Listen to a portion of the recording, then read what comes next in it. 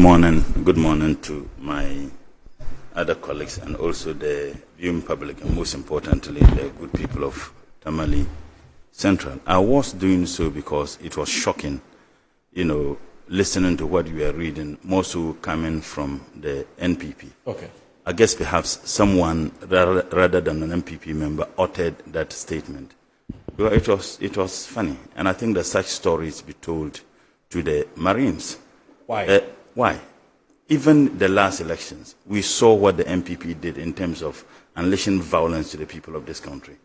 People who went to participate and exercise their constitutional and democratic right to determine who represent them as a member of parliament. 8 people were gunned down by NPP thugs. 8 people. And I say NPP thugs because the security who did that, men in uniform, men whose comfort are ensured by the taxes of the very people they gunned down.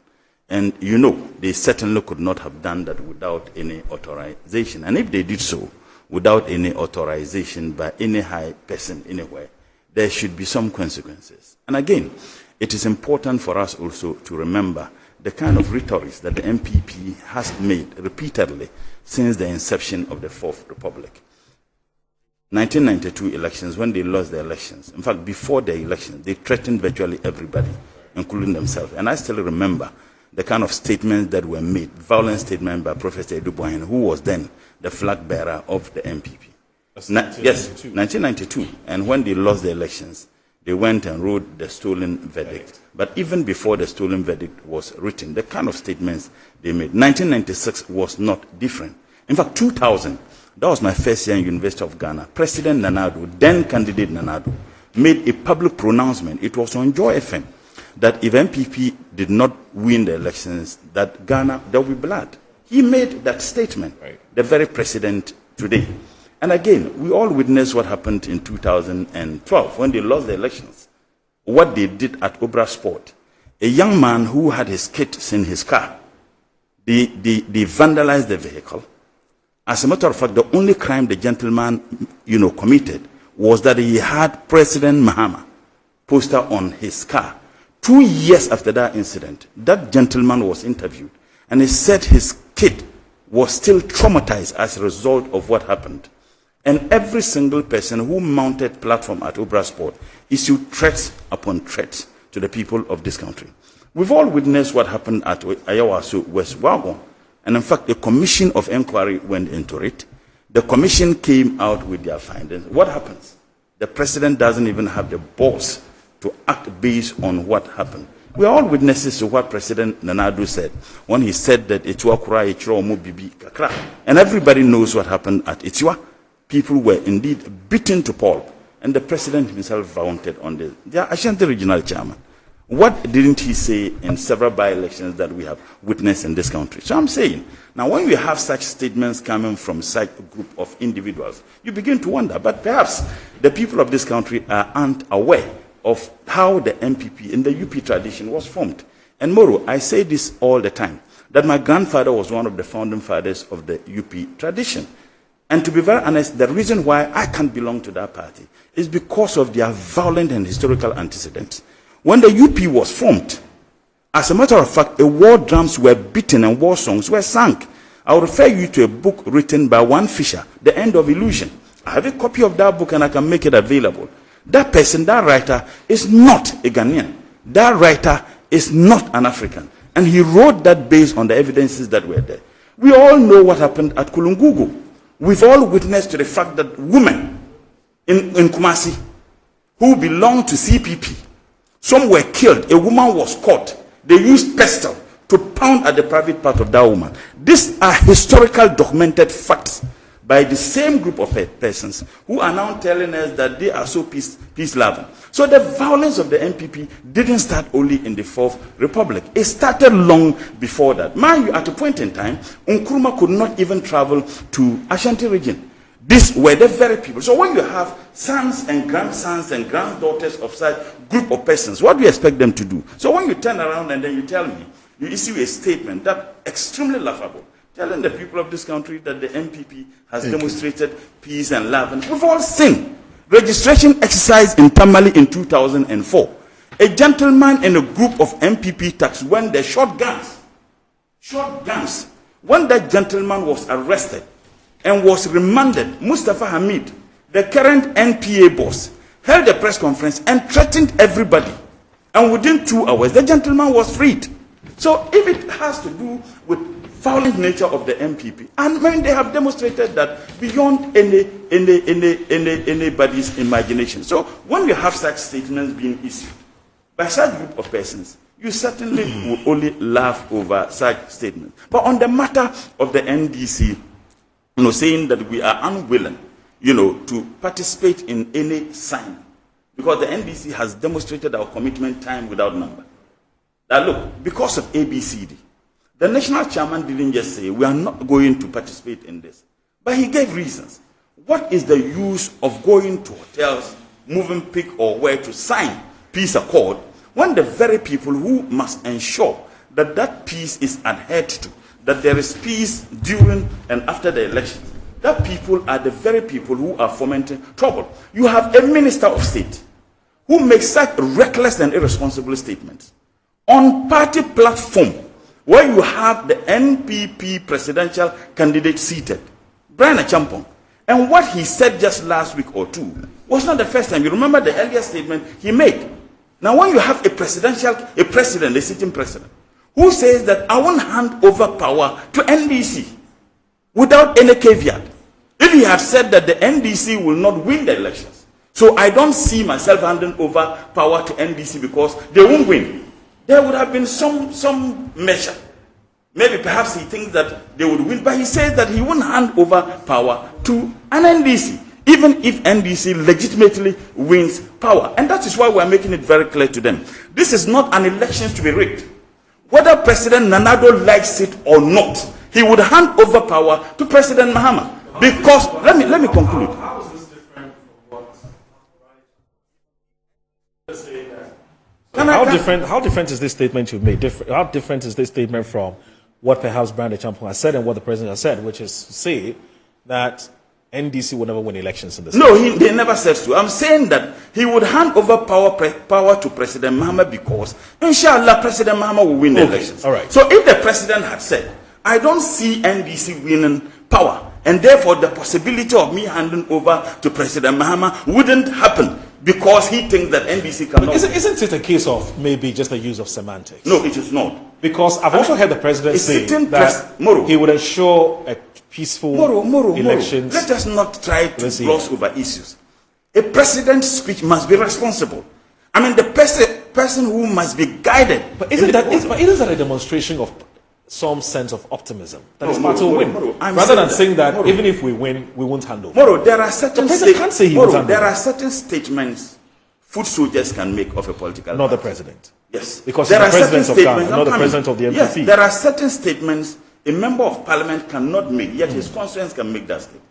There are certain statements you cannot make because millions of people listen to you, and more so when you are a president of a state who has the absolute power of security in the state. But it was on a party platform. Please. It wasn't a Jubilee House. It doesn't still matter. Okay. President Kufuor never made such reckless and irresponsible statement. And is he not learning from what President Kufuor said when we had the 2008 elections? So for him to make such statements that I won't hand over power, if the president has said, look, the NDC will not win these elections, because we have done ABCD, I am very convinced that Dr. Baumia will win the 2024 elections. Okay. And therefore, the possibility of me handing over power to President Mahama won't happen. Okay. One would have understood the context in which the president is making that statement. Okay. Yet when you have the president himself leading such irresponsible statement, it's a clear case of when the chief comes home with weird haircut. Okay. What do you expect your subject to do? All right. They'll come home with tapejo.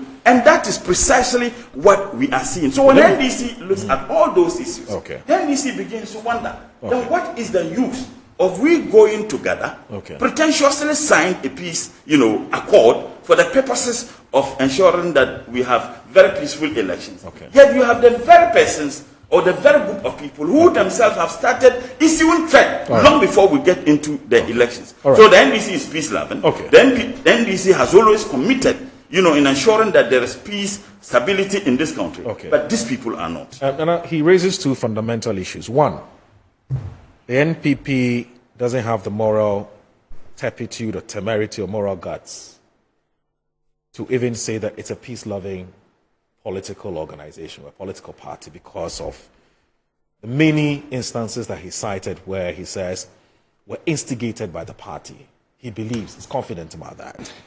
And then he goes ahead to say that the other fundamental issue that he sought to establish was that he agrees in toto, entirely, with the national chairman and the flag bearer that by merely signing a peace pact, it will not guarantee peace. But what we ought to do is to look at the kinds of comments that could potentially foment trouble for us. And he cites the comment that the president himself has made. He cites the comment that Brandon Champong has made. He cites the comment that Lord Comey has made and says that these comments are a recipe for disaster.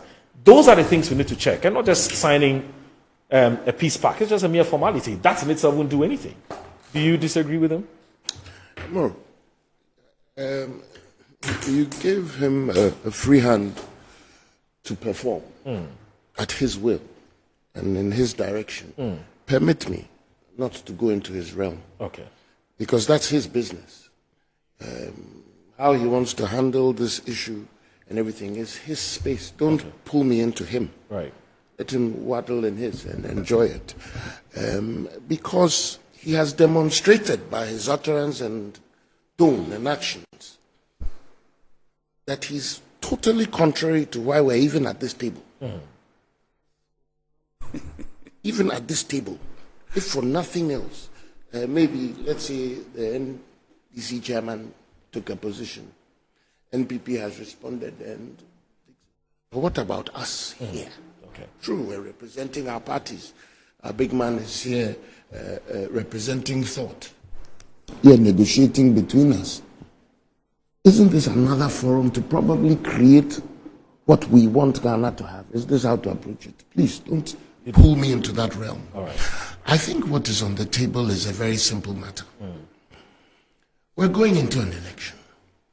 Every year throughout the history of this Fourth Republic, every election year has found us in one state or the other that has not helped us as a country. It has never helped us as a country. There's a history of 92. There's a history of 96. There's a history of 2000, 2004, 2000, all through. And at what point do we as a country want to move on? When do we want to say, this is not who we are supposed to be? Enough is enough. Enough is enough. What do we want to tell our children? And how they should design their future. And so, why? Paul Amantem, today he wants to tell us that they know peace better than we do. I'm not going to go into history and the flaws that he narrated, and I'm not going to bother even about their history. I'm going to be worried about... Which of the things is said is factually but accurate? I just said I'm not going to do it. You want me But to you do just it? mentioned it. Yeah, You because just talked about it. No, I'm not interested. You just opened the door. No, I must enter. I didn't. I emphasize what I will not do. And I will stick to that, please. It's important. You describe it as flaws. It's important. Yes, it's important to me. Now, in the history we should be worried about is the statement made by the chairman and the posture of the NDC and how the NPP is responding. And in your introduction, you talked about what is actually the desire of the Ghanaian. Right. Those are the three things Very on the critical. table that are crucial. Why did the NDC chairman speak the way he spoke? You won't go to the Peace Council. That's something that we should negotiate, as far as I'm concerned. And if you read particularly points 3 and 4 of the NPP statement, the NPP is asking and pleading with the NDC to come to the table, regardless. If you won't come, but then you go ahead to insult people, call them liars and idiots, that's so unfortunate. That's not the language you want leaders to use in this country. But that's on a different subject, which has to do with the debate, not the It signing of works the into peace the pact. space about peace. If we, on this table, start using foul words, where will your program end up? Well, that's a legitimate question. That's the point. You don't set it up for the space to be solid in any form. Now,